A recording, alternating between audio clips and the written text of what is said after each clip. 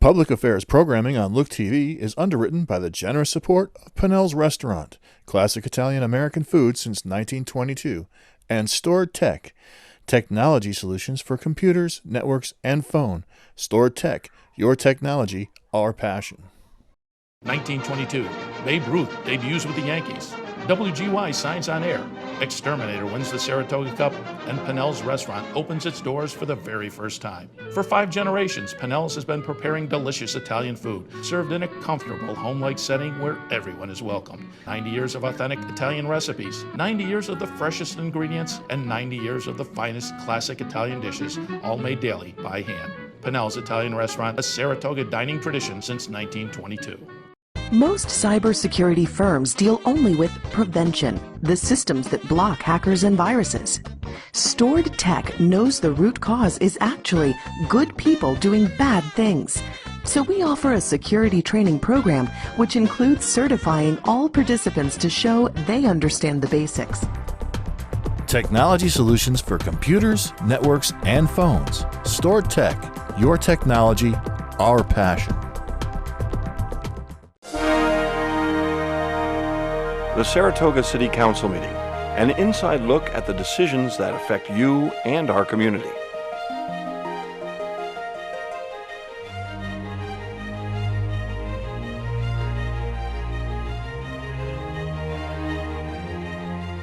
Okay, welcome to City Council meeting April 7th, 2020.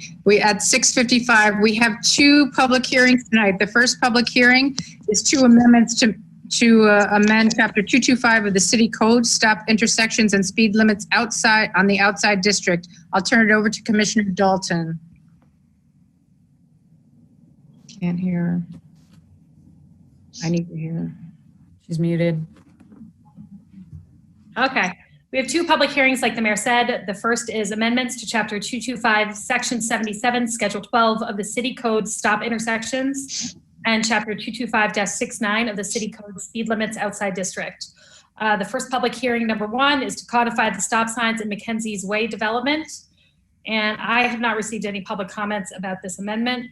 The second hearing is to codify the speed limits in the outside district. And I received 1 public comment, which I am going to read into the record. Shall I do that now, Mayor? Yes, please. Okay. This is from Jennifer Natajic. Apologies if I pronounced that incorrectly, at 34 Clark Street. I write in support of the legal notice regarding lowering the speed limit in the outer tax district to 30 miles an hour from 40 miles an hour from Mr. Frank. In addition, I encourage the city to decrease the inner tax district speed to 20 miles an hour. Given these unprecedented times, vehicle traffic is at an all-time low and pedestrian and cycling traffic is at an all-time high. We need to ensure drivers are prepared and cautious for pedestrians, cyclists, families, and children in the roadways. With less traffic and open roadways, people are inclined to drive faster than the speed limit, and we need to take every precaution to ensure the drivers are prepared for residents walking and biking. Last week, I was in my car at the intersection of Lake Avenue and Cromlin Drive, stopped in a line of 4 cars for a family of 5 to hobble across the roadway. I'm grateful these drivers at the front were traveling slower than the posted speed limit and paid attention to keep this family safe. We must implement this slower speed limit, 20 miles an hour in inner tax zone and 30 miles an hour in the outer tax district, to keep everyone in our community safe. Okay, thank you. Do we have anybody in the waiting room to? Okay. Okay. Mm-hmm.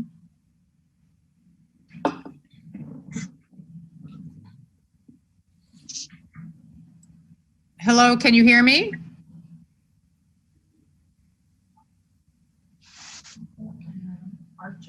Joseph, can you hear me? Archer, can you hear me? Okay. Okay, so I'm gonna continue on, and we see if they can get their audio working. Our second public hearing, Commissioner, well, I'm not going to close it to see if I can get these comments first, so we're just going to wait on that for a second.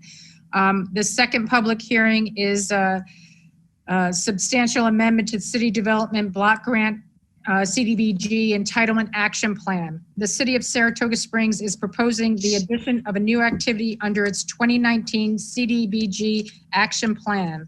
HUD defines this substantial amendment, which requires a 5-day public period and a public hearing. The amendment is as follows. Using federal funding awarded by HUD to our Community Block Grant Entitlement Program, the city proposes to assist Shelters of Saratoga with its efforts to move the homeless population currently at Code Blue from their congregate setting to a local hotel. Funds will be reallocated from the Economic Development Revolving Loan Fund for this emergency priority project in the amount of $61,950. This public hearing will be closed tonight upon hearing if there's any comments out there in the public. So at this time, I'll see, Joseph, can you hear me? And Archer is still muted. So, okay, so I would ask that they send their comments in by email. And Commissioner Dalton, you'll be closing your public hearings tonight? Hopefully we can get their comments emailed to us and I can read them into the record before we close out the hearing. Okay, so can we do that later on in the meeting, Vince? Yeah. Okay, so we'll wait to close those at the end of the meeting if we, hopefully we'll try to hear from them. Awesome. Okay, I don't know what they're commenting on, so we will come back to the public hearings at the end of our meeting. Okay? Thank you, Mayor. Yes, you're welcome. So at this time, I'd like roll call, please. Commissioner Frank, Present.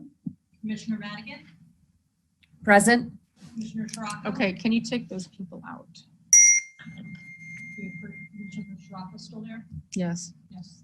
Commissioner Sirocco? Yes, here. Commissioner Dalton, Present. Mayor Kelly, Here. Supervisor Beach, Here. Supervisor Gaston. Here. Thank you. Please rise for the Pledge of Allegiance. I pledge allegiance to the flag of the United States of America and to the republic for which it stands, one nation, under God, indivisible, with liberty and justice for all.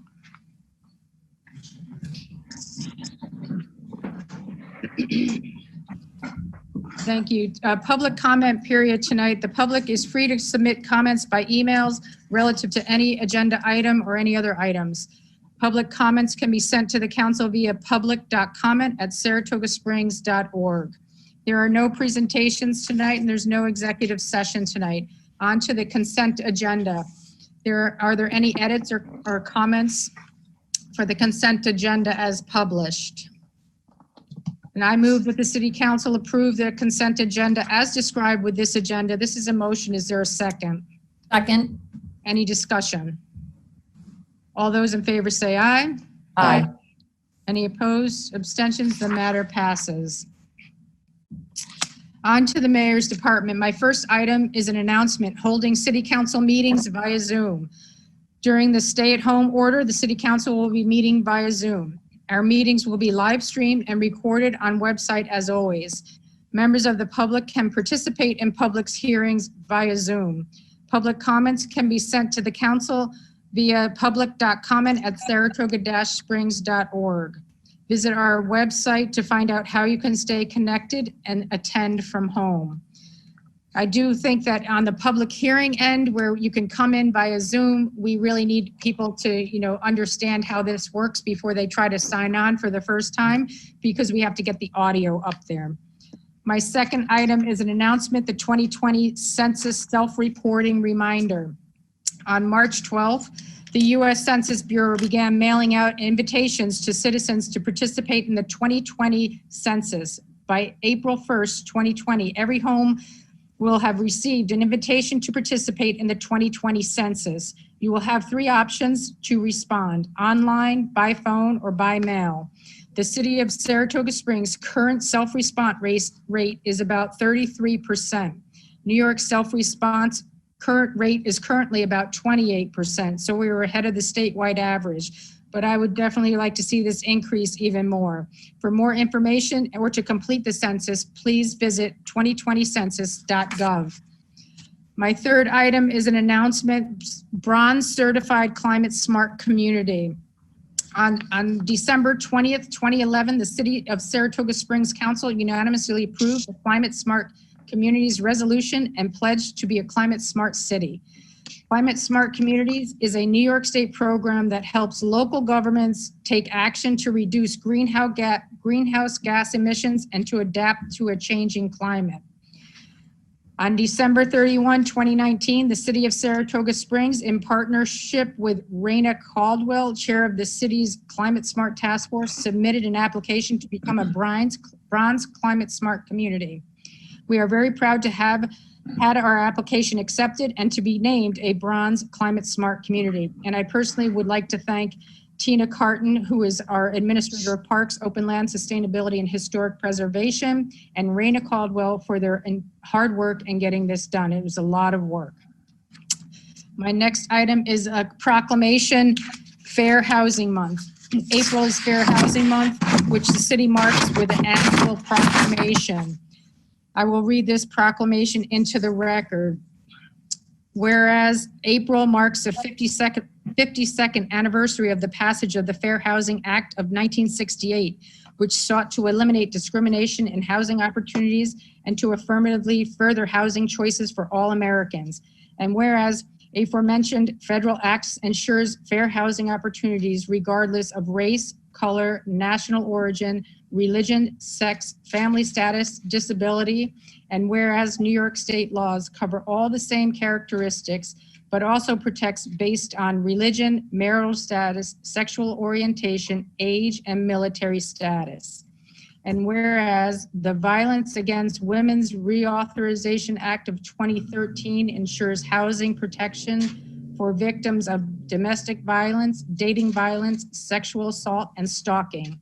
Whereas the ongoing struggle for dignity and housing opportunity for all is not the exclusive province of the federal government. And whereas vigorous local efforts to combat discrimination can be effective, if not more so than the federal efforts. Whereas illegal barriers to equal opportunity in housing, no matter how subtle, diminish the rights of all. Now therefore be it resolved that in the pursuit of the shared goal and responsibility of providing equal housing opportunities for all men and women, I, Meg Kelly, Mayor of the City of Saratoga Springs, New York, does hereby join the national celebration proclaiming April 2020 as Fair Housing Month. Okay, Fair Housing Month. And going on to my next item is discussion and vote Civil Service Commission appointment. Tonight, I am recommending Deirdre Ladd as for the Civil Service Commission. Deirdre will be completing a term for a member who resigned from the commission. Her term will run from 4/7/20 to 5/2020. Deirdre has years of public and private service experience, including time spent working at Skidmore and as an adjunct marketing professor and advisor, and at the Marketing for Good, a Saratoga-based business that specializes in aiding not-for-profit organizations through the fundraising campaign.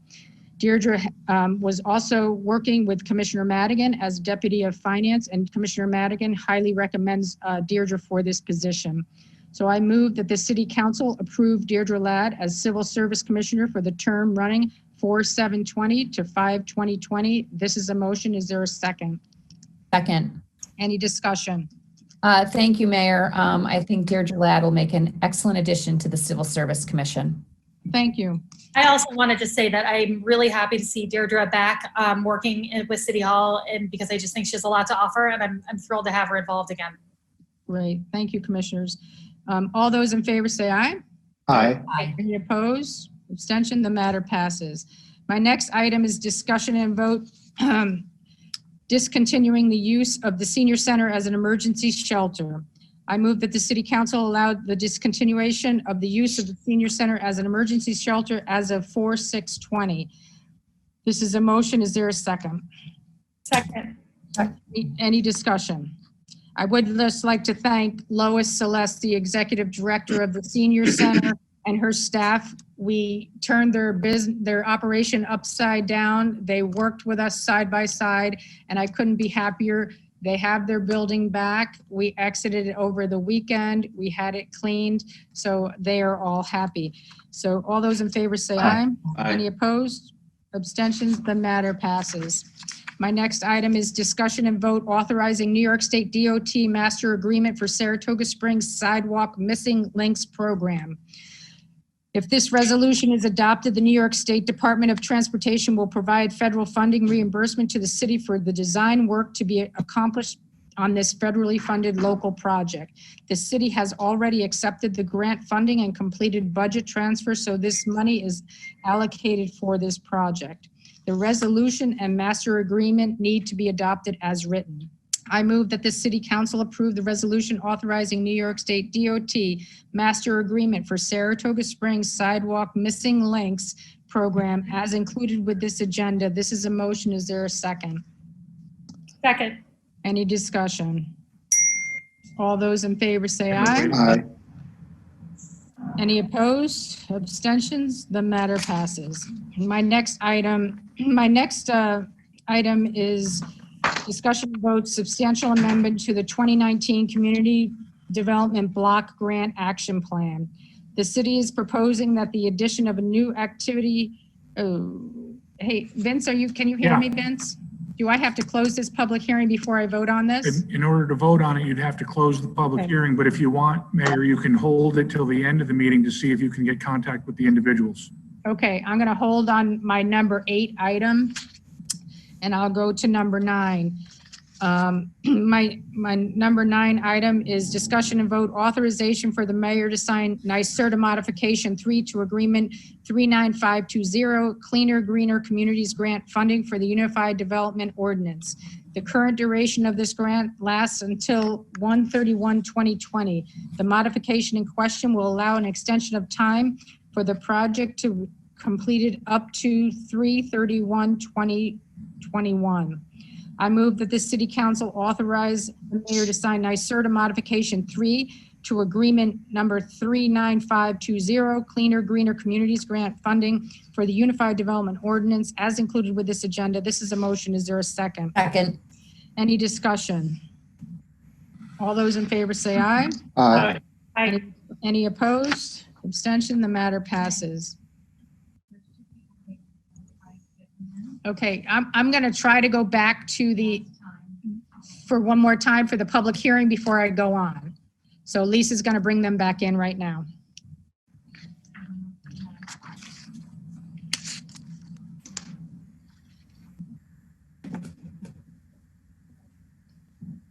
Archer, can you hear me? Oh, they're connecting. It's Alan Ricker. Richard. Alan? Yeah, I can hear you. It's Alan. It's Alan? Yes, I can hear you. Okay, what are you calling in to comment on? I'm calling in to listen to the part about the EMS easement. Okay, sir, this is for a public comment, so you're in the wrong area. You could exit out of here and you could watch it on your live stream. If you go to the city website. This is only for a public hearing. Okay, Okay, thank you. Jessica, can you hear me? I'm getting out as well. I don't. Okay, thank you, Jessica. I think that we are all set then. We'll go back and both Commissioner Dalton, you'll be closing your public hearing, that's correct? Yes, correct. Okay, and I will be closing mine too, and that's a substantial amendment to the City Community Development Block Program Entitlement Action Plan. So then I will go back to my number 8 and get that done. This will be discussion and vote, substantial amendment to the 2019 Community Block Grant Action Plan. The city is proposing the addition of new activity under its 2019 CDBG Action Plan, rising to the level of substantial amendment, which requires council action.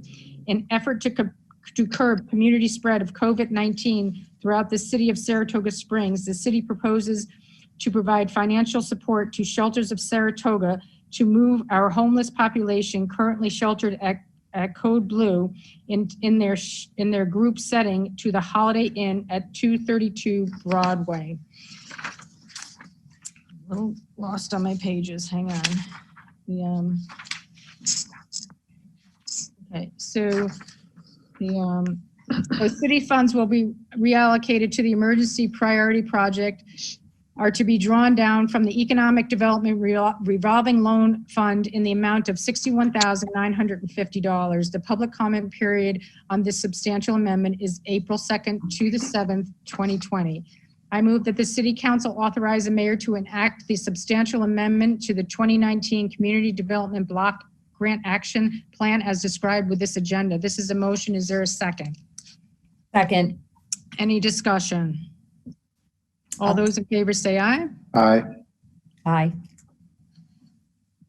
Okay, can I have that again? That vote, all those in favor say aye. Aye. Aye. Aye.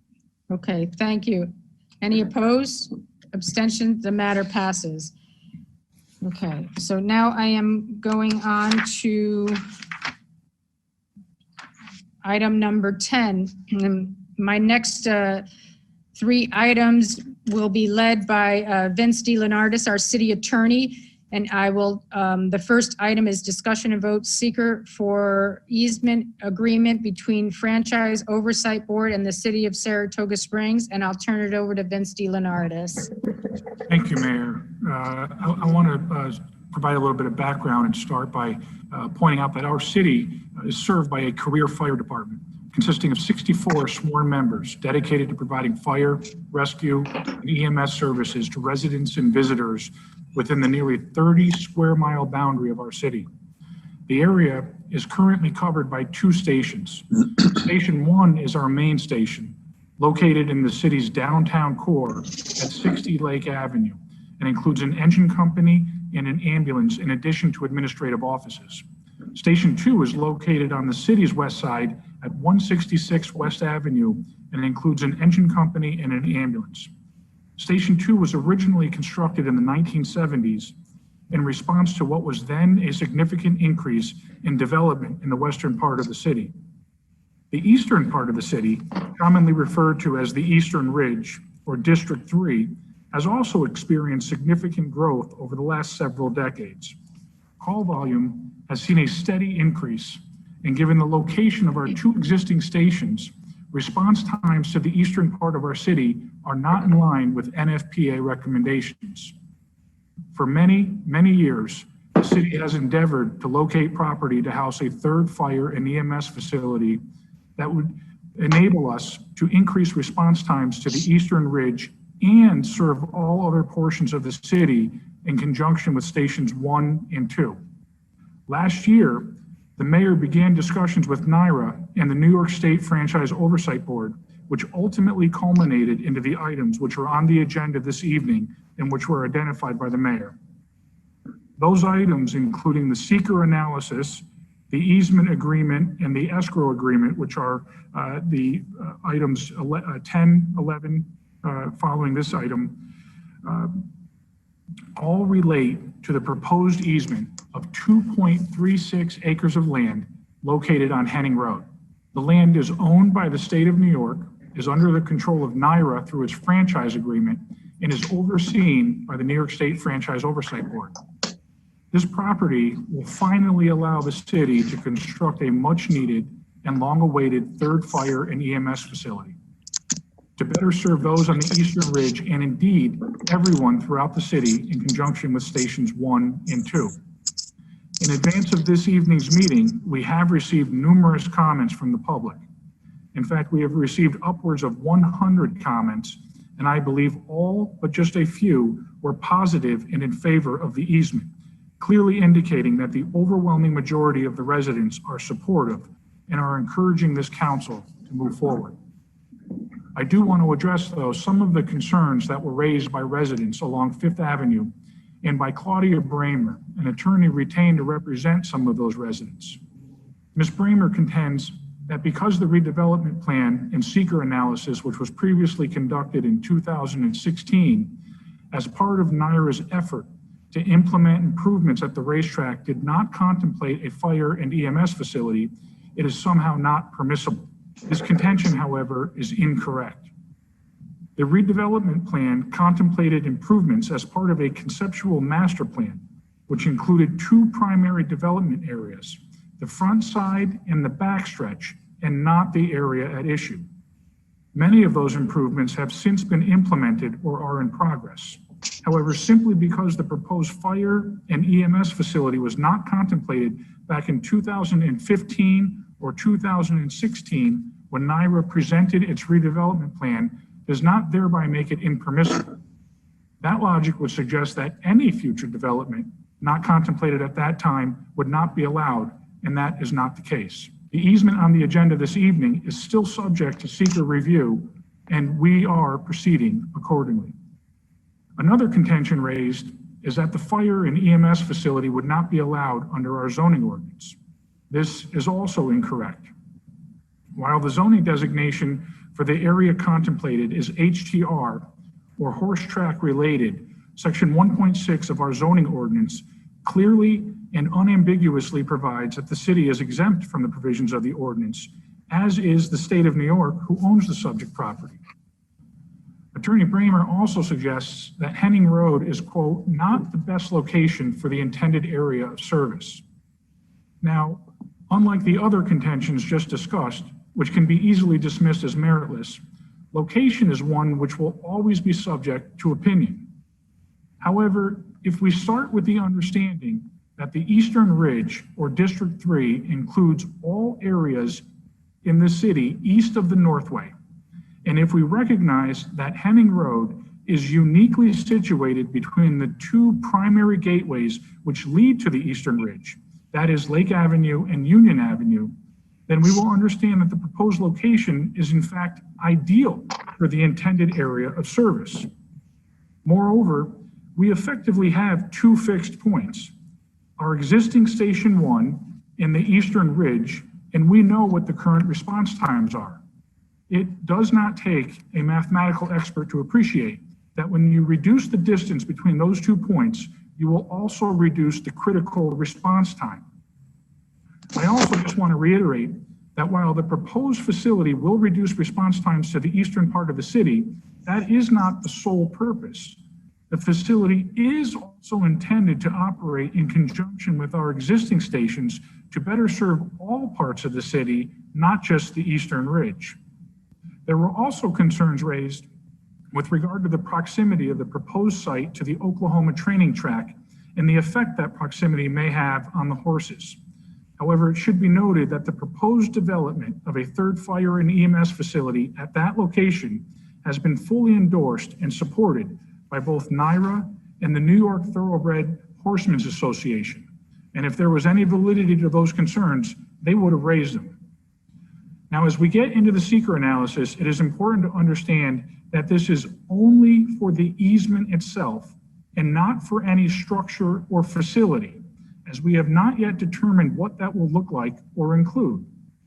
The City Council recently awarded a bid and approved a contract with Huber Brewer to conduct a needs analysis and feasibility study and to assist us in determining the parameters and scope of the future project, including possible size, scale, features, and design. We are proceeding with an environmental impacts analysis of the easement only because it would be far too speculative to try to include project information when such information is not yet known and will ultimately be subject to budget appropriations and council approval. However, the future development will be subject to a separate evaluation of potential environmental impacts, and that review will be no less protective of the environment. So with that, and unless there are any questions, we will proceed with the seeker analysis. The mayor has completed and executed part 1 of the full environmental assessment form, and that was previously uploaded with the agenda. I know all of you have had an opportunity to review that, so if you are all comfortable with the information contained in the part 1, we will proceed with the part 2. And is in fact everyone comfortable with the information contained in part 1? I am, yes. I am, thank you. The mayor has proposed answers for the part 2, but for the benefit of council and in light of the format we are operating under this evening, I will read the mayor's proposed answers and would ask that as I read through it, you all please confirm your agreement with those answers. All right. So with regard to part 2 of the full environmental assessment form, identification of potential project impacts. With regard to question number 1, impact on land. The proposed action may involve construction on or physical alteration of the land surface of the proposed site. The proposed answer is no. How do you want us to respond? Yeah, you know what? I'm trying to jump to it right now. I pulled it up on the agenda. I can't, what page does part 2 start on? Part 2 is going to follow after part 1, and part 1 is, I believe. It goes 13 or 14 pages, Michelle. Yeah, I see that. Part 1 is 13 pages with a couple of attachments. Yeah. So then where's part 2? Right behind that. Come right after it. Okay, I see. So like around page 14 or 15? Yes, yeah, yep. All right. I'm just jumping there right now. Yep. And it's blank. The answers are indicated by the mayor, although I'm reading them in their proposed answers. So I just need you to confirm as I go through it. Right, exactly. Those answers. So Vince, how do you want everybody to give you the proposed okay? Yep. So You're going to give us the proposed answer, and why don't we just jump in if we disagree with your proposed answer? Very good. That's good. Okay. Thank you, Commissioner. On to number 2, impact on geological features. The proposed action may result in the modification or destruction of or inhibit access to any unique or unusual landforms on the site. The proposed answer is no. And as I go through these, I just want to reiterate, this is only for the easement and not for any facility or structure. Number 3, impacts on surface water. The proposed action may affect one or more wetlands or other surface water bodies, and the proposed answer is no. Number 4, impact on groundwater. The proposed action may result in new or additional use of groundwater or may have the potential to introduce contaminants to groundwater or an aquifer. Proposed answer is no. Number 5, impact on flooding. The proposed action may result in development on lands subject to flooding. Proposed answer is no. Number 6, impacts on air. The proposed action may include a state-regulated air emission source. Proposed answer is no. Number 7, impacts on plants and animals. The proposed action may result in a loss of flora or fauna. The proposed answer is no. Number 8, impact on agricultural resources. The proposed action may impact agricultural resources, and the proposed answer is no. Number 9, impact on aesthetic resources. The land use of the proposed action are obviously different from or are in sharp contrast to current land use patterns between the proposed project and a scenic or aesthetic resource. Proposed answer is no. Number 10, impact on historic and archaeological resources. The proposed action may occur in or adjacent to a historic or archaeological resource. And here the proposed answer is yes. The racetrack is a nationally registered property. So then the subparts to that are A, the proposed action may occur wholly or partially within or substantially contiguous to any building, archaeological site, or district which is listed on the National or State Register of Historic Places, or that has been determined by the Commissioner of the New York State Office of Parks, Recreation, and Historic Preservation to be eligible for listing on the State Register of Historic Places, and the proposed answer is no or small impact may occur. B, the proposed action may occur wholly or partially within or substantially contiguous to an area designated as sensitive for archaeological sites on the New York State Historic Preservation Office Archaeological Site Inventory. The proposed answer is no or small impact may occur. C, the proposed action may occur wholly or partially within or substantially contiguous to an archaeological site not included in the New York SHPO inventory. And the proposed answer is no or small impact may occur. Everyone comfortable? Mm-hmm. Number 11, impact on open space and recreation. The proposed action may result in a loss of recreational opportunities or a reduction of an open space resource as designated in any adopted municipal open space plan. proposed answer is no. Number 12, impact on critical environmental areas. The proposed action may be located within or adjacent to a critical environment area, and the proposed answer is no. Number 13, impact on transportation. The proposed action may result in a change to existing transportation systems, and the proposed answer is no. Number 14, impact on energy. A proposed action may cause an increase in the use of any form of energy. The proposed answer is no. Number 15, impact on noise, odor, and light. The proposed action may result in an increase in noise, odors, or outdoor lighting. The proposed answer is no. Number 16, impact on human health. The proposed action may have an impact on human health from exposure to new or existing sources of contaminants. And the proposed answer is no. Number 17, consistency with community plans. The proposed action is not consistent with adopted land use plans. The proposed action is no. And lastly, number 18, consistency with community character. The proposed project is inconsistent with the existing community character, and the proposed answer is no. So if everyone is comfortable with the proposed answers in the part 2, then I'll turn it over to the mayor for the part 3, determination of significance. Mayor? Right. Upon review of the information recorded on this EAF as noted, plus the additional support information, including a determination by the City Council that segmentation is appropriate where, as here, information relative to a future fire EMS facility, including structure and site components, design and details are too speculative and will be subject to budget appropriations. Any further development will be subject to evaluation of potential environmental impacts, and review will be no less protective of environment and considering both the magnitude and importance of each identified potential impact. It is the conclusion of the Saratoga Springs City Council as lead agent that this project will result in no significant adverse impacts on the environment, and therefore an environmental impact statement need not be prepared. Accordingly, this negative declaration is issued, and I put this in a form of a motion. Is there a second? Second. Any discussion? Well, we finally did seeker on fire EMS.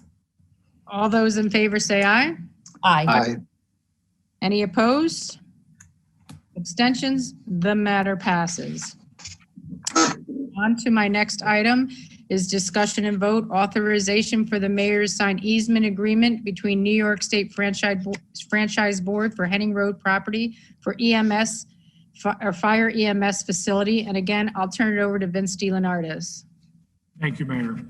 As the mayor indicated, the easement agreement is between the state of New York acting by and through the Franchise Oversight Board in the city, and it provides for a perpetual and exclusive easement to use, maintain, and occupy 2.36 acre portion of state property to construct and operate a fire and EMS facility and any necessary appurtenances. The easement is at no cost to the city and its taxpayers. It does contain covenants that the city has to abide by, including performing work in a good and workmanlike manner, and to the extent practical, incorporating design standards consistent with the New York State Historic Preservation Office. Must use the property, obviously, in a safe and lawful manner, comply with all federal, state, and local laws, and obtain consent from the grantor with regard to alterations, additions, or improvements. And we'll be working with OGS.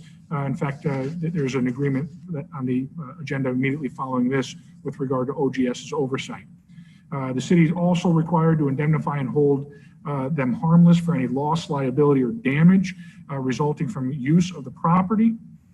And importantly, we will have 4 years in which to construct the fire and EMS facility, and thereafter it must be used for that purpose following construction without any interruption greater than 2 years. Otherwise, the grantor may have the opportunity to provide written notice that the easement would be terminated. So that's it in a nutshell. I don't know if there are any questions from the council members. 4 years, is that the start of construction or line of financing? 4 years to construct the EMS and fire So station. complete the project in 4 years? Yeah. Okay. Okay, then I move that the city council authorize the mayor to sign the easement agreement with New York State Franchise Oversight Board for the Henning Road property for fire EMS station as described with this agenda. This is a motion. Is there a second? Second. Any discussion? There is a couple of things that I want to say here because I did work closely with a few people going through this process. Tom DeJesu from NYRA has been very helpful to me throughout this process, and as Dave O'Rourke. They both opened it with open arms. And the first meeting I had with Dave O'Rourke, this is what I asked him, if we could, have some land for this. And his immediate answer was, I think it's a terrific idea, and it's great for NYRA, and it's great for the city, and it's a great partnership. So NYRA has embraced this, and we're very lucky to have that. Also, Rob Williams from the Franchise Oversight Board. Vince, I know you work side by side with them. I did too in the early stages, just to, explain to what we're trying to do.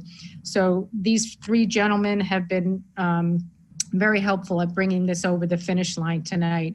So I'd like to personally thank them all. And there was many other people along the way, but these three gentlemen really put their effort in for the city of Saratoga Springs. Thank you, Mayor. Yep. Any other discussion? All those in favor say aye. Aye. Aye. Any opposed? Abstentions? The matter passes. My next item is discussion and vote authorization for the mayor to sign cost reimbursement and escrow agreement with the New York State Franchise Oversight Board. And I'll turn it over to Vince again. Thank you.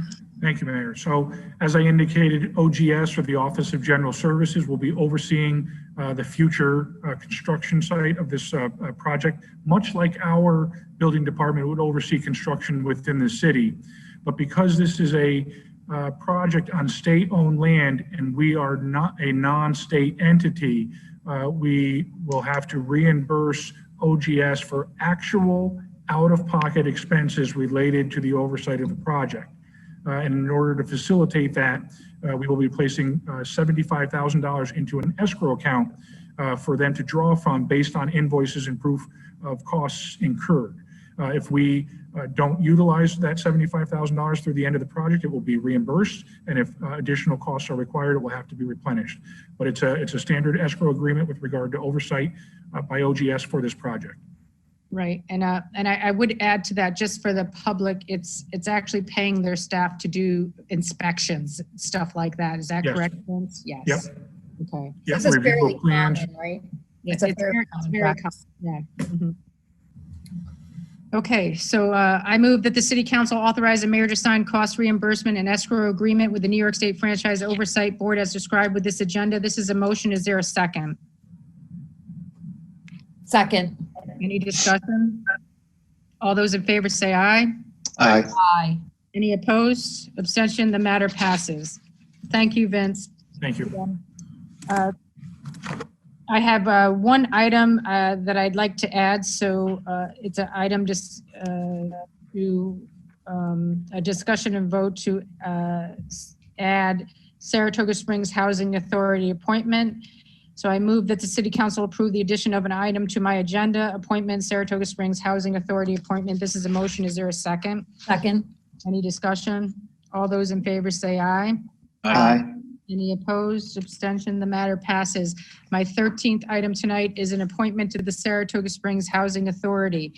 Tonight, I am recommending Angela M. Keddick to be appointed to the Saratoga Springs Housing Authority. This term will run from 4/7/20 to 3/3/25. Angela has decades of banking, finance, and housing experience. After graduating from Siena College with a degree in finance, Angela moved to Saratoga Springs in 1992 while living in the city. She has worked for Fleet Bank, TD Bank North America, and Adirondack Trust, where she has worked there in their commercial credit department since 2006.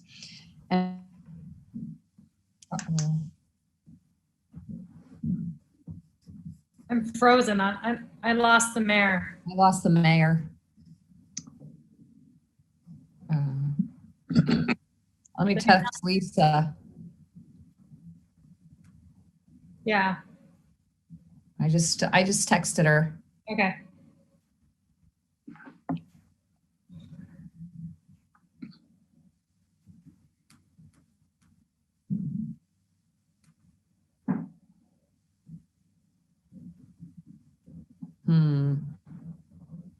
All right, I'm going to take this opportunity to take like a 90-second break while they get back up.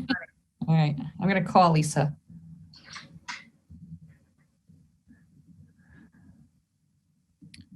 Looks like maybe they're trying to reconnect. Got it? I'm gonna try to get her up on another computer quick. Okay. I'll hang up then. We'll wait for her. Okay. All right, bye. Meg?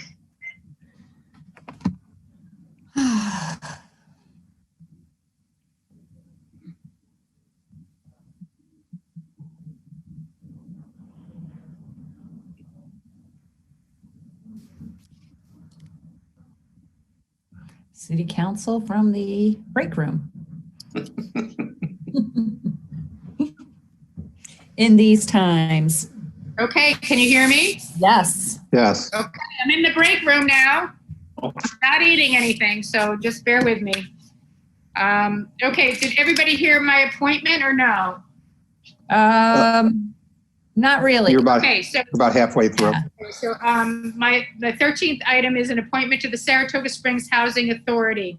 Tonight, I'm recommending Angela M. Keddick to be appointed to the Saratoga Springs Housing Authority. This term will run from 4/7/20 to 3/3/25. Angela has decades of banking, finance, and housing experience.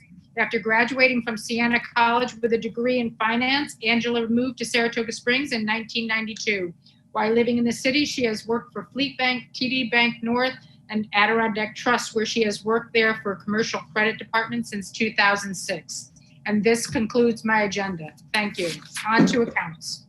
Thank you, Mayor. We just have one item for this evening. It's an award of bid, extension of bid for medical supplies to Boundtree Medical, Henry Schein, and McKesson. Upon the recommendation of the Department of Public Safety, I move to extend the bid for medical supplies to Boundtree Medical, Henry Schein, and McKesson for an additional year under the same terms, conditions, and prices as stated in bid 2016-09. And that's a motion. Is there a second? Second. Any discussion? All those in favor say aye. Aye. Any opposed? Abstention? The matter passes. Thank you, Mayor. That concludes my agenda. 1922, Babe Ruth debuts with the Yankees. WGY signs on air. Exterminator wins the Saratoga Cup, and Pinnell's Restaurant opens its doors for the very first time. For 5 generations, Pinnell's has been preparing delicious Italian food, served in a comfortable, home-like setting where everyone is welcomed. 90 years of authentic Italian recipes, 90 years of the freshest ingredients, and 90 years of the finest classic Italian dishes, all made daily by hand. Pinnell's Italian Restaurant, a Saratoga dining tradition since 1922. Most cybersecurity firms deal only with prevention, the systems that block hackers and viruses. Stored Tech knows the root cause is actually good people doing bad things. So we offer a security training program which includes certifying all participants to show they understand the basics. Technology solutions for computers, networks, and phones. Stored Tech, your technology, our passion. Thank you, Commissioner. On to finance. Thank you, Mayor. The first item on my agenda is a presentation update Finance Department VLT projections and processes. First, I'm pleased to announce that the final vote of the New York State 2020-2021 budget has been taken, and VLT aid to the city of Saratoga Springs and all municipalities outside of Yonkers has been restored to amounts budgeted, $2.3 million. This is an outstanding outcome at this stage in the budget process. Well, it's pretty much wrapped up, especially as we manage COVID-19 related fiscal uncertainties and the hard choices that are confronting the city of Saratoga Springs. I do really want to thank Assemblywoman Carrie Warner. She worked tirelessly to have this reinstated in the budget, and my colleagues, Mayor Meg Kelly and Commissioner Robin Dalton, for their efforts to protect this critical revenue stream. So thank you to you both. The need for support covering the costs of hosting VLT facilities will continue for as long as we're hosting these facilities. And in the face of the current economy, this aid is going to be crucial for our ability to protect the health and safety of the city. We will need to remain vigilant as the state budget does include language that permits the state budget director to make mid-year budget reductions under certain circumstances. Any proposed reductions would be shared with the legislature, and then they'll have 10 days to prepare and adopt their own plan by concurrent resolution. If the legislature does not do so, or they don't take that action, the budget director's proposed reductions would go into effect automatically. So finance is reviewing the best way to utilize VLT funds going forward. While initially defined as a recurring revenue source, we often find that these funds are at risk. And I'm starting to believe, after doing this for 9 years, that this is a risk we don't want to continue to pass along to the city. So becoming less reliant on VLT in future years is really where I'd like to start taking the city. Next, I would like to discuss financial projections, finance processes, the capital budget, and other funds. Much of this was contained in a memo that I did circulate to the City Council, but in consideration of the public, I would like to review the materials here. Finance is assessing our revenue, expenditures, and cash circumstances, as well as various options based on near-term, long-term, moderate, and severe outcomes. Throughout the course of this process, I am in communication with the city's bond council, our fiscal advisors, local banks, small businesses, the county, regional, and similarly situated communities such as ourselves, as well as the city's own legal department, human resources, the finance department, and our emergency management team resources. The city is fortunate to be facing this pandemic with a healthy financial foundation. Its economy is based on a diversity of sources, though we are closely tied to tourism, entertainment, and social activities with our vibrant downtown, Saratoga Performing Arts Center, the race course, and the city center contributing to the financial success of the city. In the general operating fund, our revenues for 2020, it contains a plan for the city's operations from January to December, and that totals $48.7 million. At this time, as well as the city's own legal department, is that like feedback, word feedback, or is that just on my end? Okay. At this time, and through the end of June, we are considering a severe scenario of up to a 75% loss of several key revenues. It's harder to judge through December, but we may be bracing for an annual decline in our general operating budget revenue of up to $14 to $16 million, depending on the success of our annual tax collection. This is a worst case scenario. Broken down, this analysis was based on the following. January through June, 75% loss of 1/3 of city revenues, most likely affected by the current situation. That's a total of $5.3 million. July through December, 50% loss of 2/3 of city revenues, most likely affected by the current situation, plus $500,000 reduction in NYRA general admissions tax, and a $1 million reduction in state aid revenue sharing, which is usually received in December. That will, I estimate, a total of $8.6 million. So it really just depends on how long this situation continues. So a worst case scenario, we're somewhere, like I said, between $14 and $16 million revenue loss, which is a lot for us. We have 63 different revenue line items. I'm not going to go over every single one of them, but they're all equally important to us right now, doubly so. For expenditures in the general operating fund, since circumstances are changing daily, we're proceeding with some caution regarding how to address our expenditures. And I've started putting that, notice out to all of the departments. Both over and underestimating a response has consequences. If we pull back unduly hard, city services and employees may suffer needlessly. Alternatively, if we fail to sufficiently pull back, city sustainability may suffer. So given our strong financial position and excellent community partnerships, the city does have a lot of options at hand, including cash on hand, reserves, borrowing, bonding, shared services, and yes, reducing expenditures. To this end, it is my duty as Finance Commissioner to ask all the departments to carefully consider all expenditures in light of responsible preparation for all potential scenarios.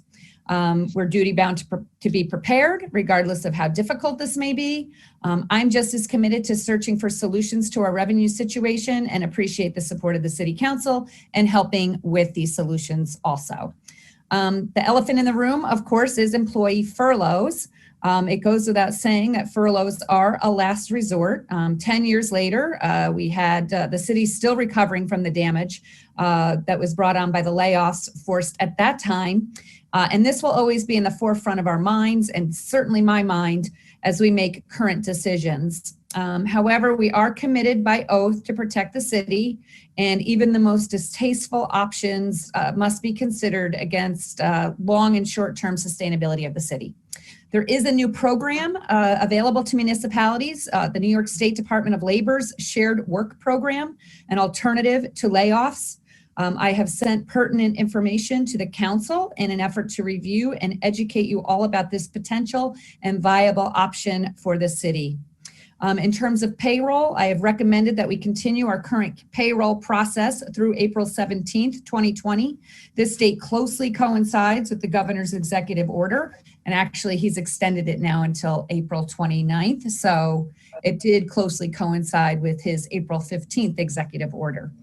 Full-time employees are paid for a normal work week, and full-time employees are expected to work from home and be available during normal work hours. If they need IT or computer assistance, they should notify the IT department as soon as possible. Permanent part-time employees are being paid for their average work week, regardless of whether or not they are working. This process will remain in place through April 17th. Leading up to this date, we need to be prepared and evaluate decisions for post-April 17th. For capital projects and bonding, interest rates for municipal bonds are high, and as a result, it is not the time to bond for capital projects. The bond market may recover. We're watching that. And we think maybe in June, I don't know, but based on some federal legislation that we're also monitoring, which is when the city does typically go out and bond. It's in June. And at that time, based on reevaluation of the city's priorities and essential projects, we can determine if it makes sense to bond. If the market has not recovered, I'll look at issuing bond anticipation notes, ban. So essential projects and projects that we are already committed to can proceed and the city does not become strapped for cash. A ban is a loan that uses bonds to be purchased in the future as collateral and are considered short-term, they're short-term loan and are backed by cash on hand. Other funds and budgets, there are 7 other funds like the general operating fund. Each has estimated expenses and estimated revenue to support those expenses. In the capital fund, expenses are largely supported by revenue in the form of government bonds. The debt service fund, expenses are largely supported by property tax. This is not anticipated to decline except for potentially lower collection of taxes. Water and sewer fund expenses are largely supported by revenue in the form of user fees. City Center Fund finances are largely independent of the city. Fees and occupancy tax are revenue that it counts on, and these will be affected by the current economy. Downtown Special Assessment District and the West Avenue Special Assessment District funds are largely independent of the city's finances. So if there are ideas you have for managing expenses, please discuss them with me and we can look to implement them sooner than later.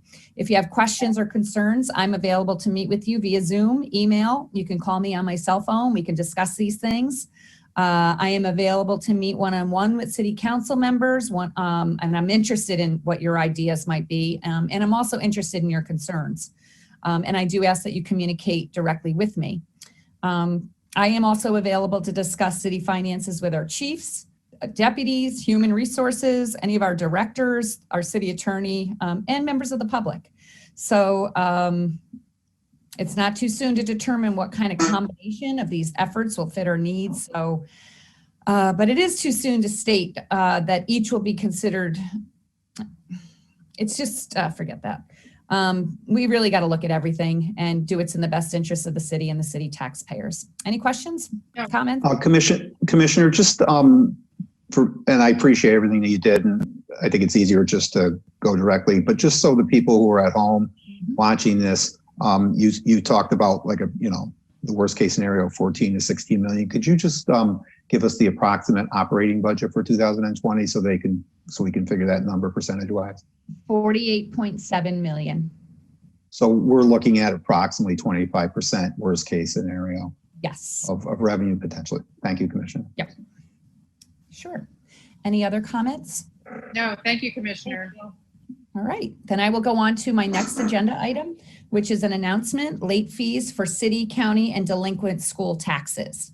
In an effort to search for ways to accommodate taxpayers during this difficult time, we've looked into a waiver of fees and penalties as they may relate to your tax bills. The New York Conference of Mayors legal team reports that local governments do not have unilateral authority to extend the interest-free period with respect to the payment of property taxes. This may only be done pursuant to subdivision 2 of section 925A of the New York State Real Property Tax Law, which provides that, quote, during a state disaster emergency, the governor may, by executive order issued upon the request of the chief executive officer of a city, county, or town, village, or school district in an affected area, extend by up to 21 days the final date for paying taxes without interest or penalty in such county, city, town, village, or school district.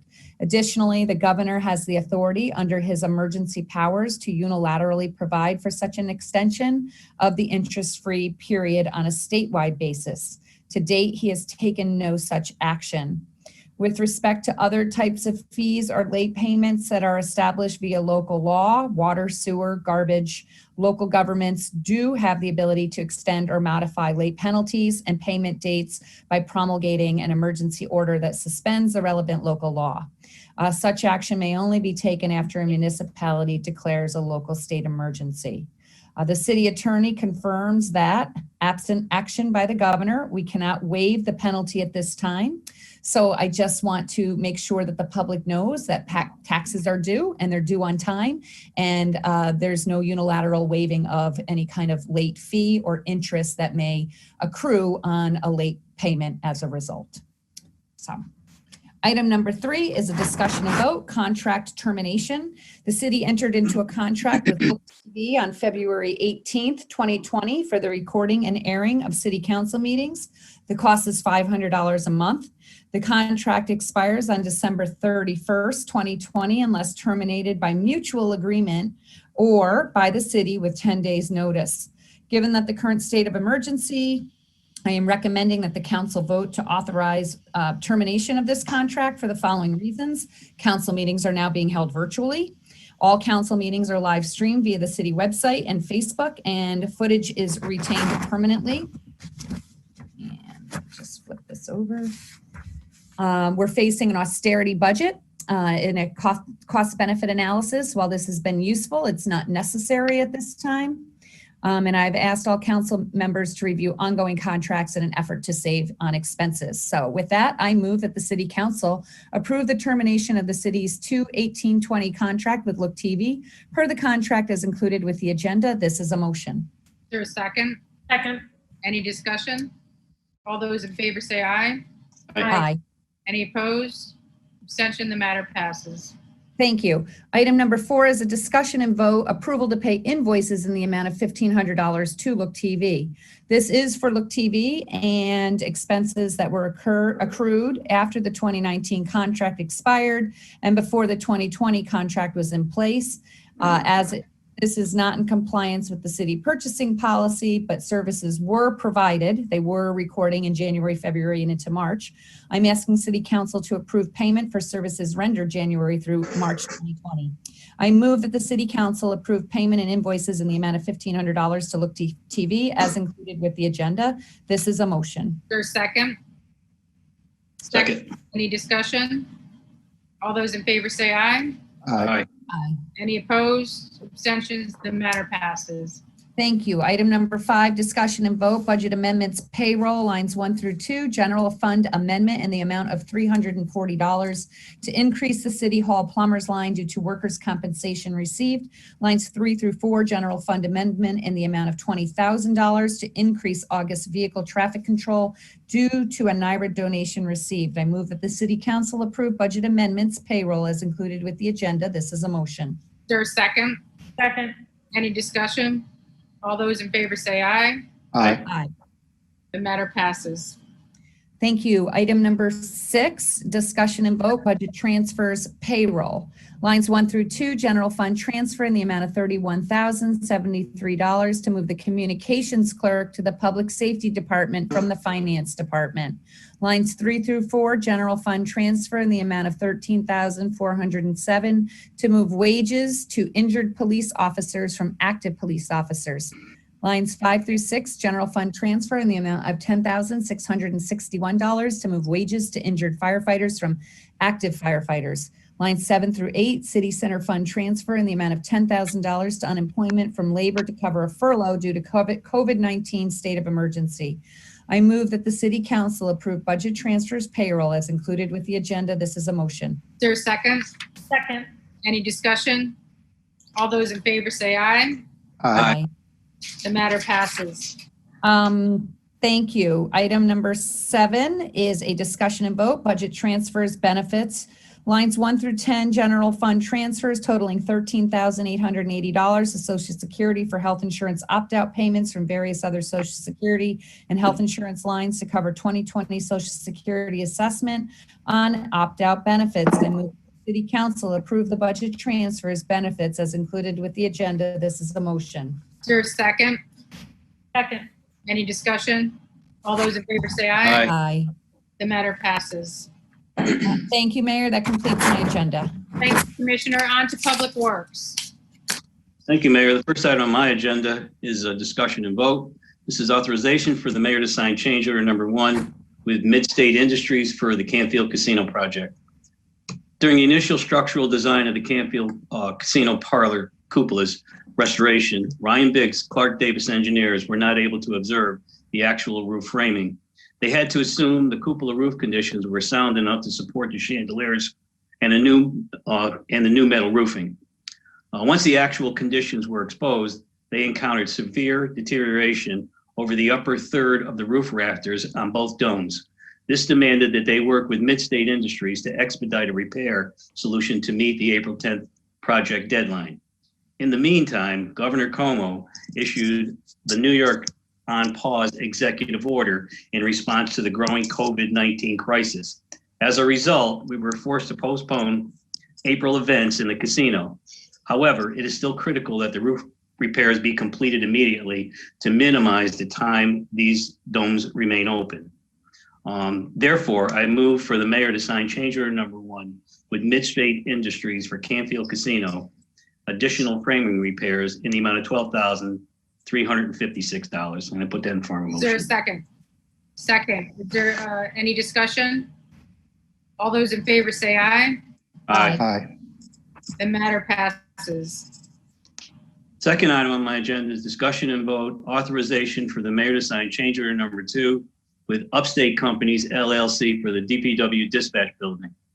Change order number 2 with Upstate is to furnish all labor, equipment, and materials required to provide alternative flooring in lieu of VCT as called for in the original drawing.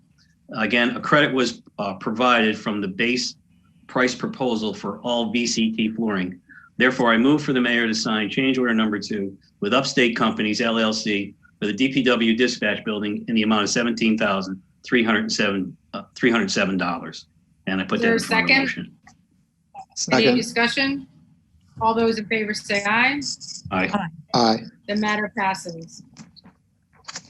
Item number 3 is discussion and vote authorization for the mayor to sign change order number 1 with George Martin and Son for the DPW dispatch building. This change order with Martin and Son is for the following changes in the scope of work.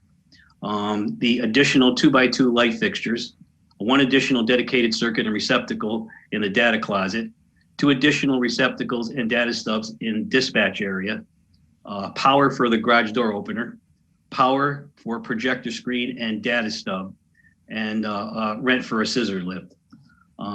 Therefore, I move for the mayor to sign change order number 1 with George Martin and Son Incorporated for the DPW dispatch building in the amount of $5,767.36, and I put that in the form of a motion. Is there a second? Second. Any discussion? Second. Again, the dispatch building, we're starting to move in there right now, so it's looking pretty good over there, and I'm excited to get in there. We're gonna have a little ribbon cutting, so That's great. probably in the next few weeks, so, and everybody will be invited. So That's great. It did look great. I went over and toured it Yeah. a couple of weeks ago. And really great, Commissioner. Great job. Yeah. All those in favor say aye. Aye. Aye. Any opposed? The matter passes.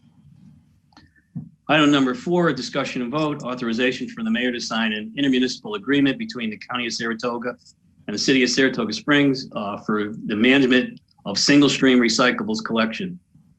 This is an intermunicipal agreement between the City of Saratoga County. The city agrees to assume responsibility for the management of the collection of single-stream recyclables at the county's recycling center on Weibel Avenue.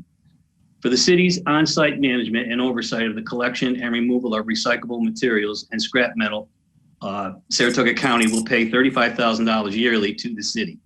Therefore, I move to authorize the mayor to sign the intermunicipal recycling agreement between the County of Saratoga and the City of Saratoga Springs for the management of single-stream recyclables collection. I put that in form of a motion. Is there a second? Second. Any discussion?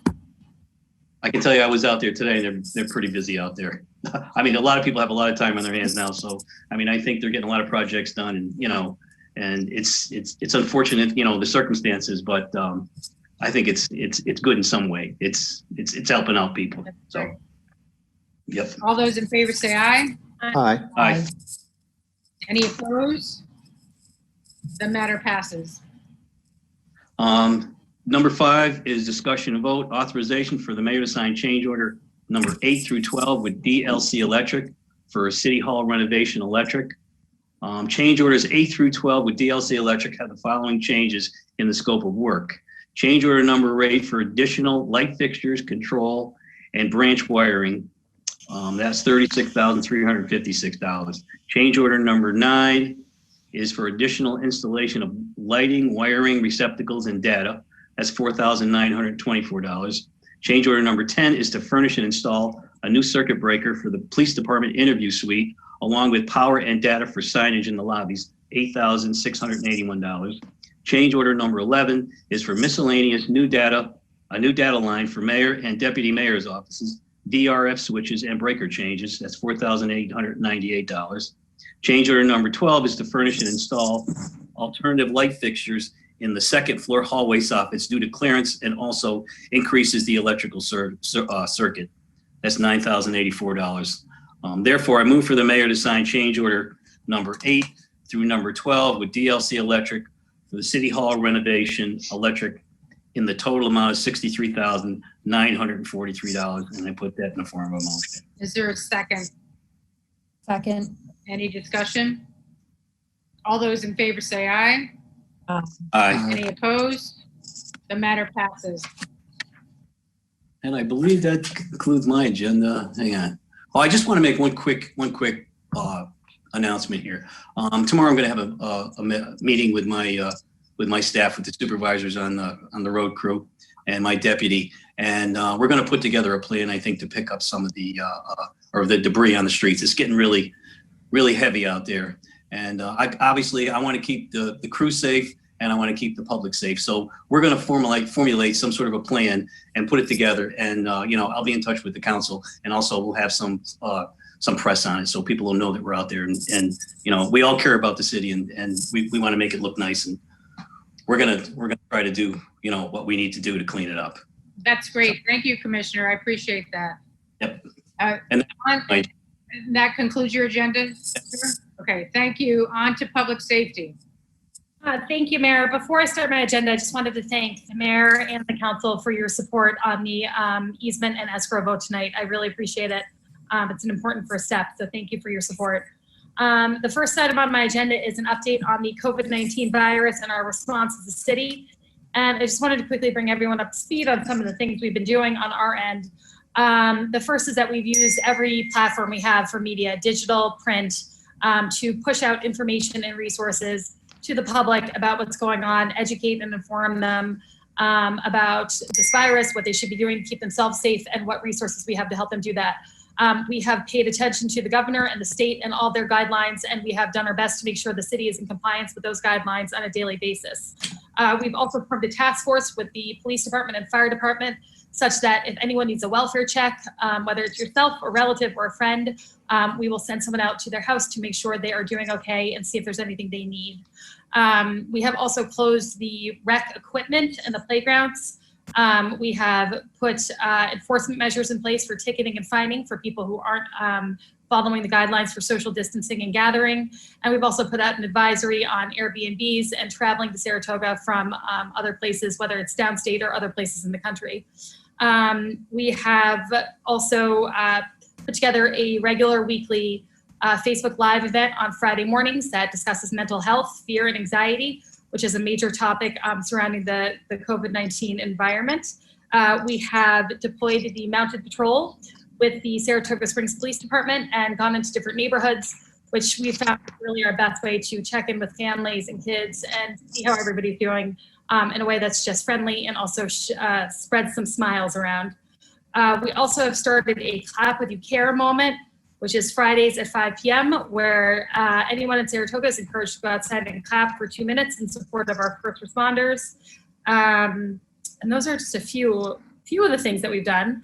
I also have an update here from Chief Dolan, who is our incident commander for the City Emergency Management Committee that is responding to this virus. And I have a whole letter that I'm going to submit into the record, but I thought I would read the last couple paragraphs to just update the council and the public as to what this committee is doing. The committee meets 3 times a week with updates on the pandemic's impact on Saratoga County and how it's impacted the city's resources.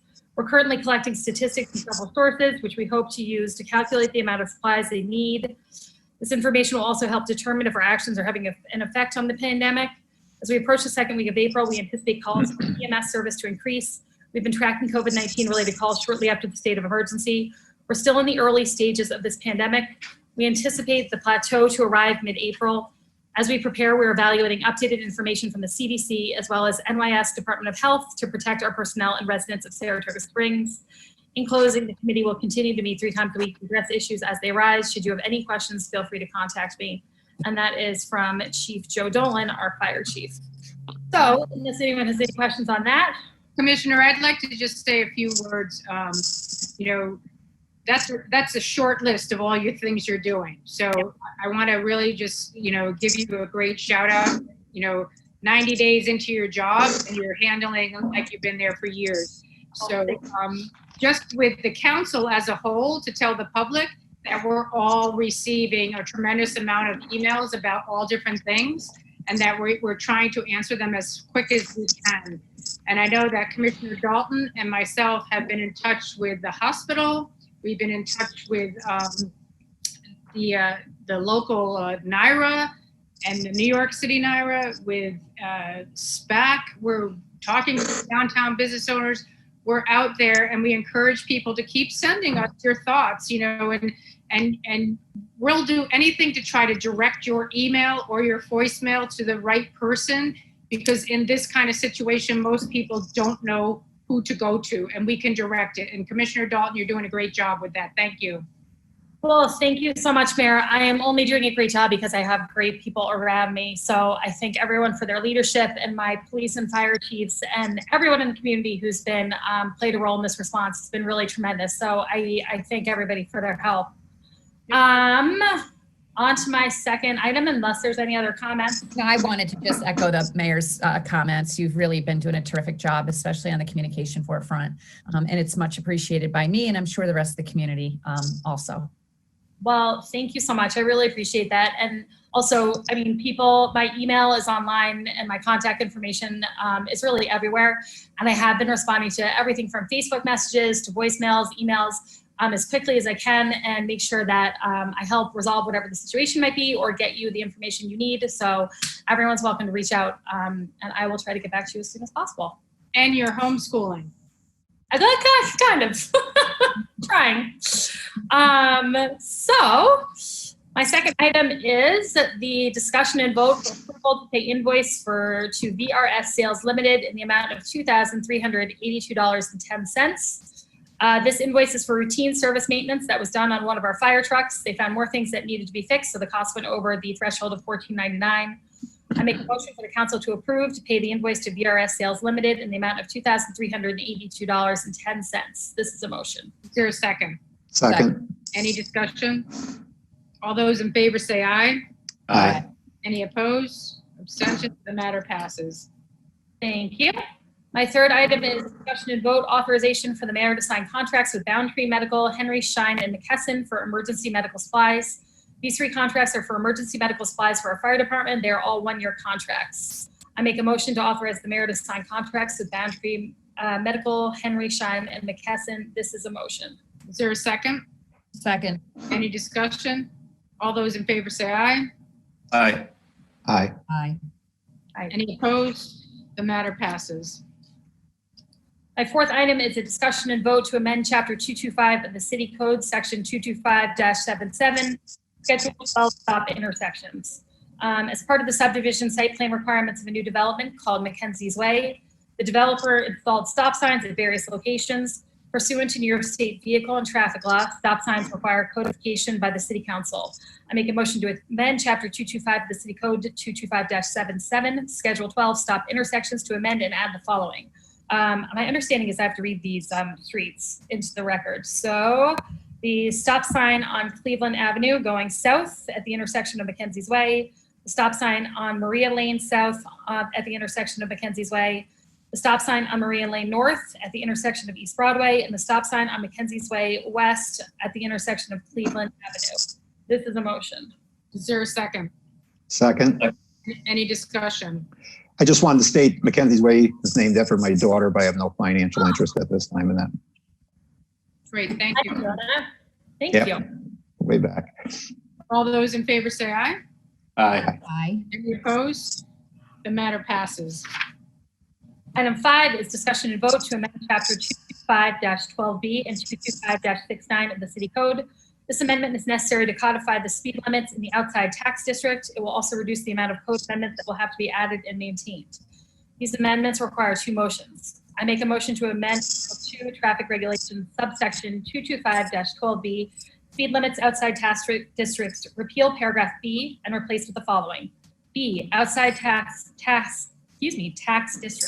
The maximum speed at which the vehicle can proceed or along the streets or highway within the outside tax district is hereby established at 30 miles an hour, except that the speed limit for vehicles proceeding on or along those streets or part of those streets described in Schedule 4, Section 225-69 shall be indicated in said schedule. This is a motion. Is there a second? Second. Any discussion? All those in favor say aye. Aye. Any opposed? The matter passes. Thank you. Motion 2 is I make a motion to amend Article 9 Schedules subsection 225-69 Schedule 4 speed limits outside tax districts. In accordance with the provisions of Section 225-12B, speed limits other than 30 miles an hour are established as indicated upon the following streets that are part of the agenda and will be changed in the City Code. This is a motion. Is there a second? Second. Any discussion? All those in favor say aye. Aye. Any opposed? The matter passes. The last item on my agenda is discussion to vote approval to encumber 2019 capital funds to the 2020 capital budget. I make a motion for council approval to encumber 2019 capital budget funds to the 2020 capital budget for the police department radio system. This is a motion. Is there a second? Second. Any discussion? All those in favor say aye. Aye. Any opposed? Abstention? The matter passes. That concludes my agenda. Thank you, Mayor, and thank you, Council. Thank you, Commissioner. On to the supervisors. Supervisor Peach. Can I just interrupt for 1 second? I want to make a correction to a statement on my agenda about the financial projection. Commissioner Frank asked, 14 to 16 million, and the general operating budget is 48.7 million, and then made a quick calculation saying that that would be 25% of our revenue. But sitting here doing calculations, I want to go on the record and say really we're looking at 29 to 33% of revenue, and that's significantly higher than 25%. So I just wanted to make sure we had that on the record correctly. Supervisor Beach. Hello, can you guys hear me? My phone disconnected and now I'm on my computer, so. Yeah, we hear you. All right, great, thank you. So first on my agenda is just to quickly do a COVID-19 county response update. As you can recall, the first reports of positive cases in Saratoga County were reported on March 7th. At first, we were tracking those at a very local level, tracing back contacts, determining who they came into contact with.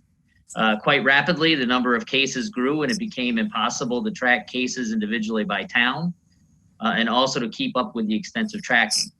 It became a community spread in about 10 days. And from there, the cases only grew. So as of this evening, we are at 167 cases in Saratoga County with 11 hospitalizations. And now we have 5 deaths as of 4:30 p.m. today, which is really terrible for our county. So while the numbers are starting to slow a little bit, the other issue is that we also have slowed our testing. So the actual numbers may be a little bit higher than what are being reported every day. So my hope and our hope at the county is that by following all of the guidelines that have been laid out, we can flatten the curve and recover from this virus as soon as possible. We are under an emergency declaration in Saratoga County as we go forward. But unfortunately, during this crisis, the county took some odd actions. They put forth a proposal decided on by our administration to pay all employees who are coming into their offices 1.5 times pay for all regular hours worked. The power to do this was wrapped up in an emergency resolution to transfer $1 million to our public health department. And in our discussions as a board, we agreed in principle to have the policy reviewed in 1 week. And this was on March 17th.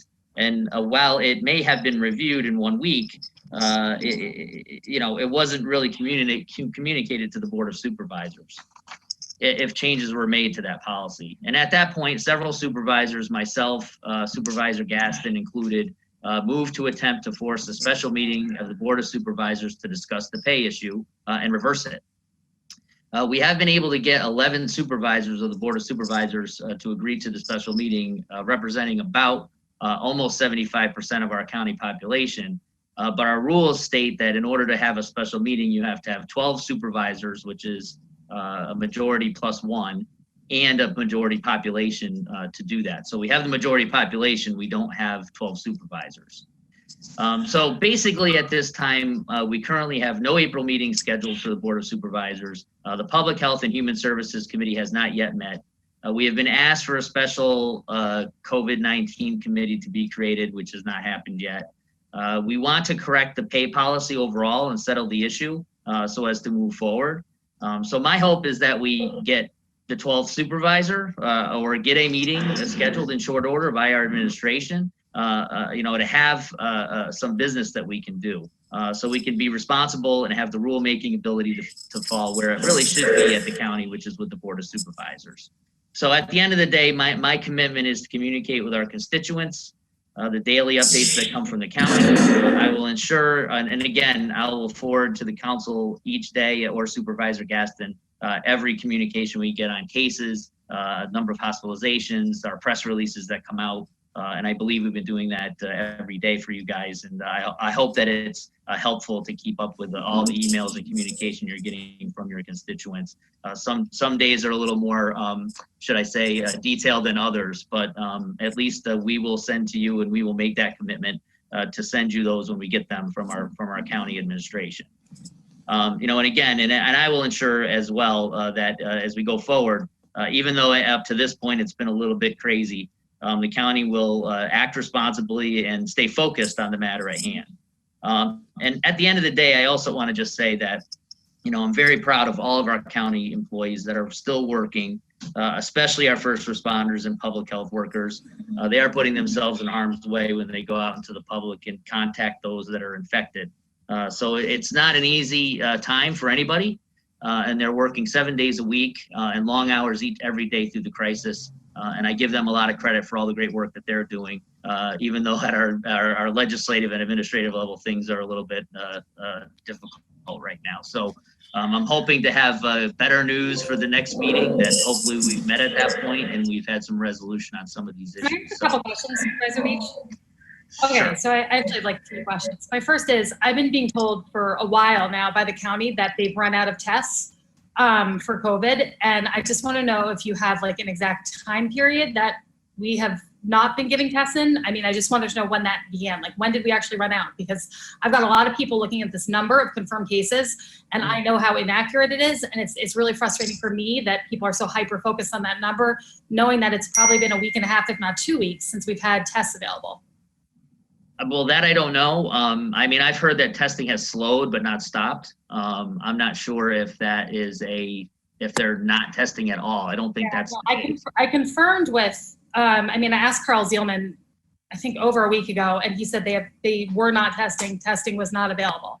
The only testing that was available is through hospitals. If it was prescribed by a doctor, a hospital, hospitals might have tests, but the county no longer was testing. So I think clarification on that would be really helpful for me.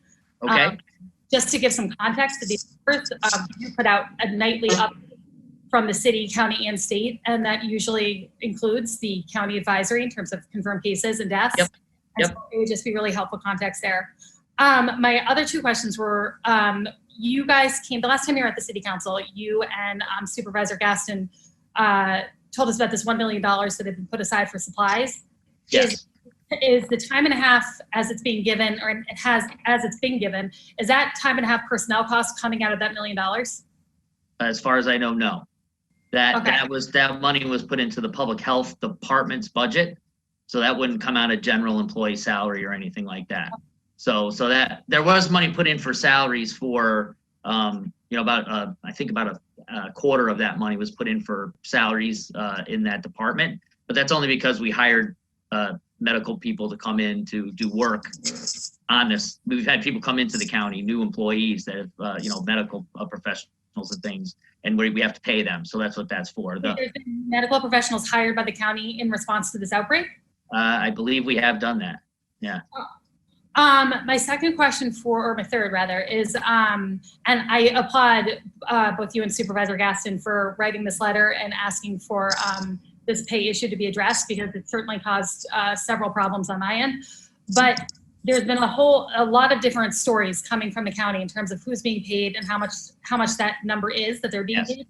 My understanding now is that the final story they've arrived at is that 40 people are getting paid time and a half to work the first 35 hours of the week, all people who are working in the command center. Yes. But do you know how much that overtime cost amounts to in total? Because I know we're looking at the per week, and I don't know what that cost amounts to, or who those people are that are those 40 people. So I don't know what the cost of it is either. I'll be frank with you. I don't know how much that is costing us right now. I can ask the county that. We've been more focused on trying to get a meeting together to set a clear and concise policy and less on that side of it. But I'm certainly willing to try to get that information from you from the county. That would be really helpful, because when we're talking about taxpayer money and we don't know how much we're spending or who it's going to, it concerns me greatly.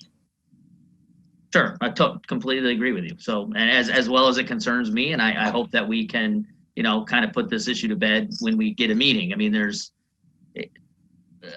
my frustration is high, and I will say that honestly. I mean, we there's a lot going on right now, and we need to get this to a resolution, because really our focus should be on trying to stop the virus and stop the spread and work on our public health.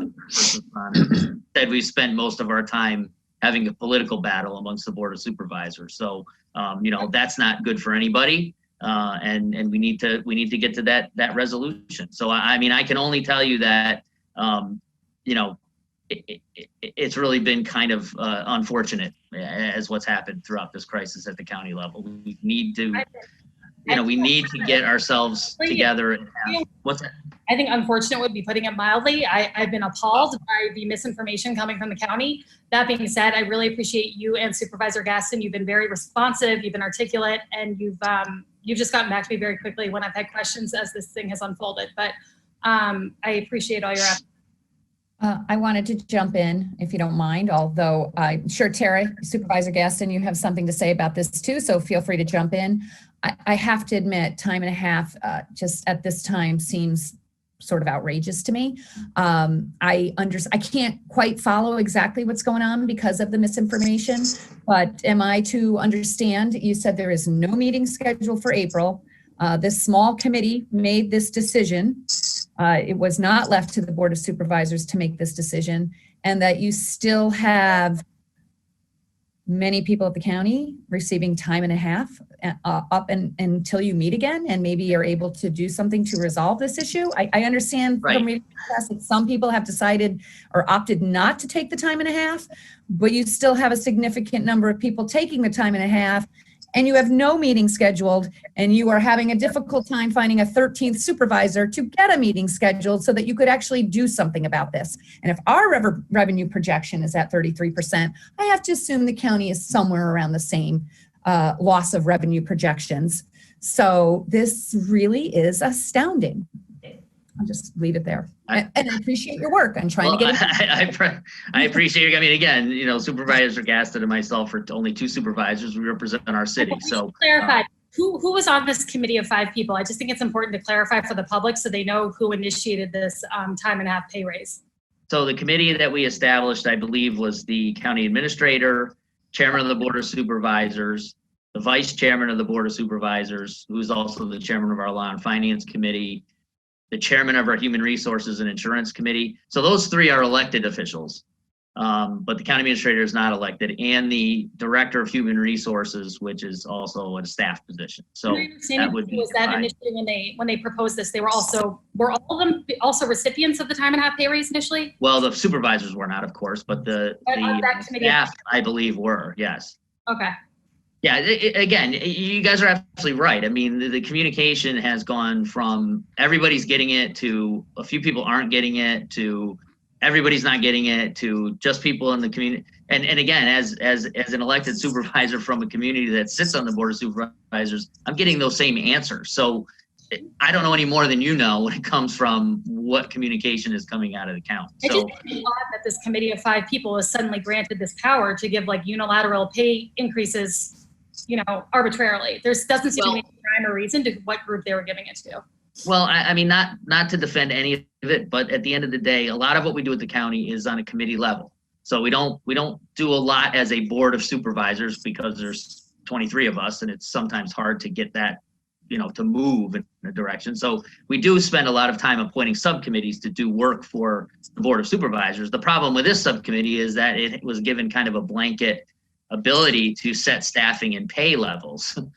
It really wasn't well thought out. And the problem is that we got the resolution kind of at a late date. Things were in kind of a state of emergency just beginning at that point, and not enough time to really debate and get through that. We wanted to get the $1 million to public health. We had to. It was a crisis. Well, so it's like a lot of other resolutions that you see from other levels of government, right? You have a bill that's good, but it has this thing in it that's a real problem. And you have to vote one way or the other. It was done in the name of first responders, and really part of it has nothing to do with first responders. And now those are the people suffering from the fallout. So I don't want to belabor this point. I just know that I've gotten a ton of questions from the public about it, and I think this is an important. These are all important issues to clarify in this meeting. So, thank you. Yeah, I mean, as have we. I mean, I have in my 13 years probably not received as many comments about anything the county has done until now. So it's definitely an issue. And again, I'll make this statement as well. I mean, it's kind of unconscionable in the face, especially in this community, where we have a downtown business sector and people who are all out of work. Nobody's working right now. And you know, people are worried about what's going to happen next. All those staff workers, all those restaurant people, all the dishwashers. You know, again, the homeless population. We have a lot of issues here in this city, and it's really a great uncertain time right now for the city, and for the county to turn around and pay their own people more money. It just doesn't make any sense to me. It's something that should never have happened. And so, you know, the only thing we can do now is try to reverse it, try to fix it, try to set things right, and believe me, Supervisor Gaston and myself, I'll let her speak for herself, but we've been working really hard with our group of supervisors to try to get Supervisor Veach, could I just cut in for a second and just ask that you and Supervisor Gaston try to get us some answers and, just keep communicating. You've been doing a great job doing that, but can we move on? Absolutely. Thank you. We certainly can. All right, so moving on. My second item on my agenda is just a quick update from the Buildings and Grounds Committee. I just wanted to report that we do have one project going on in the Buildings and Grounds Committee, which is the public safety building out in the town of Milton. And with all the orders from the governor and things like that, we were able to get a ruling from the state that that building is deemed in essential construction because the public health department is going to move into that building. And we have our certificate of need in Milton for that Department of Health, or Public Health department for the building. So our construction may slow down a little bit, but because of due to some limited staff on our construction team, but that building is moving forward still because it was deemed an essential construction. So I just wanted to give that update that that project is continuing. And just third on my agenda is a very quick update on the state budget.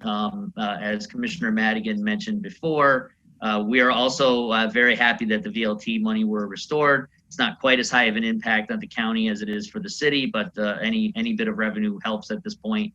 So the $775,000 to the county, we are very happy that that went through as well. And again, thank you to, none of us from the county were down at the state as much, but again, commissioners and the mayor, thank you guys for all your support on that. I'm sure it also helped us at the county as well with all the lobbying and pushing you did down at the state to get that done.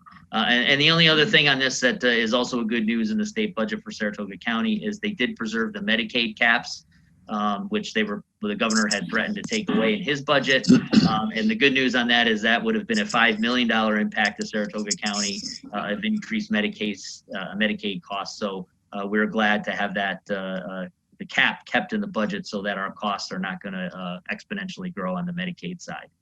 So with that, I mean, those are two good things. I'm sure there's a lot of other things in the budget that may cause us some headaches, but at the end of the day, those are two good things that came out of it for counties, especially the Medicaid caps. And we're glad to have that done. So with that, that concludes my agenda, and thank you. Thank you, Supervisor Veach. Supervisor Gaston. The first item on my agenda is regarding county meetings, which Supervisor Veach covered a little bit. Unfortunately, normally I have the schedule out for individuals to see when our meetings are, and we have no meetings scheduled. That includes oversight committees such as the Health and Social Services Committee, which is overseeing the response to COVID-19, as well as the statutory ending of Code Blue, which for a number of reasons should not take place, the ending. That is not scheduled to take place, nor is a full board meeting. To use a word I think someone used a minute ago, I am appalled at this and am committed, along with Supervisor Veach, to make sure that this is remedied as soon as possible. None of us here in government ran and put ourselves through this in order to not be able to function and work when our residents most need us. We will keep you updated on that when we can. Thank you. My second item is a COVID-19 update. Supervisor Veach covered the number of cases and hospitalizations. Regarding the number of testing, the Department of Public Health itself has not been doing the testing.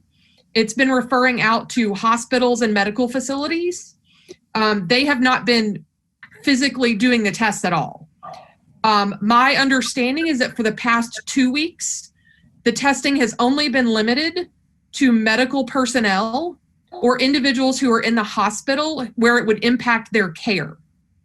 It has not been open to the public for a while. However, a drive-through facility was just opened in Albany this weekend.